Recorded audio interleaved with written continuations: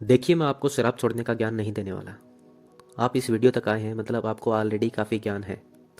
तो आज बात करेंगे कि ये शरीर में नुकसानदायक क्यों है और कितनी डोज तक ये कम नुकसानदायक है और कौन से रोग में आपको इसे प्रॉपर तरीके से छोड़ना भी पड़ेगा।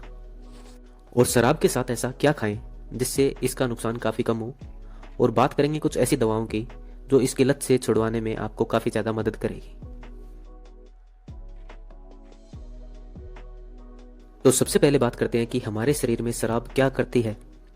तो इसमें सबसे पहले बात करते हैं ये हमारे दिमाग पे क्या करती है। तो हमारे शरीर में तारों का या वायर का एक नेटवर्क होता है जिसे न्यूरॉन बोलते हैं। और ये न्यूरॉन एक दूसरे से जुड़ते हुए पूरा एक नेटवर्क बनाती है जिसमें ब्रेन इस पूरे नेटवर्क को कंट्रोल करता है। और ये न्यूरॉन आपस में एक दूसरे को मैसेज केमिकल से भेजती है जिसमें दो केमिकल है, ग्लूटामेट और गाबा। जिसमें ग्लूटामेट जो भी मैसेज है उसे तेजी से पहुंचाता है और गाबा उस मैसेज को धीरे कर देता है और धीरे धीरे आगे भेजता है। तो जैसे ही इंसान शराब पीता है तो ग्लूटामेट की मात्रा उसके शरीर में काफ़ी कम हो जाती है और गाबा जो मैसेज को धीरे भेजता है उसकी संख्या काफ़ी ज़्यादा बढ़ जाती है, जिसके कारण आपके ये जो न्यूरॉन्स है वो जो पहले फास्ट मैसेज कर रहे थे अब वो स्लोली स्लोली मैसेज करेंगे। और इससे आपकी सोचने की क्षमता, चलने की क्षमता, याद करने की क्षमता, मतलब कुछ भी करने की क्षमता होगी वो काफ़ी कम हो जाएगी या स्लो हो जाएगी, जिसके कारण आपको आराम फील होगा, नींद सी महसूस होगी, अच्छा महसूस होगा। पर ये टेम्परेरली मिला हुआ आराम आपको काफ़ी ज़्यादा नुकसान पहुंचा सकता है, जिसमें अगर आपने इस शराब का लंबे समय तक सेवन किया तो आपको अपने दिमाग को स्लो ही रखने की आदत पड़ जाएगी, जिसके लिए आपको बार बार शराब की ज़रूरत पड़ेगी। और एक टाइम के बाद कोई भी चीज़ होती है वो सेचुरेशन पे आएगी। पहले आपको 20 ml पे वो सेचुरेशन आ रहा था, अब वो 30 ml पे आएगा, फिर 40, और धीरे धीरे ये कहाँ तक बढ़ेगा इसका कोई भी अंदाज़ा नहीं है।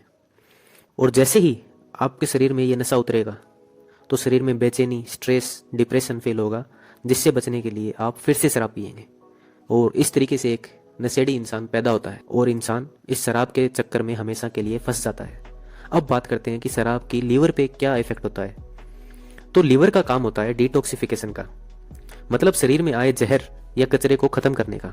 तो लीवर एक लेवल तक शराब के जहरीले प्रभाव को खत्म कर देता है, पर एक लेवल से जैसे ही ज़्यादा होती है तो यह लीवर को ही खराब करने लगती है, जिसमें पहले तो फैटी लीवर होगा और अगर फिर भी पैग पर पैग लगाए गए तो ये फैटी लीवर लीवर सिरोसिस में बदल जाता है।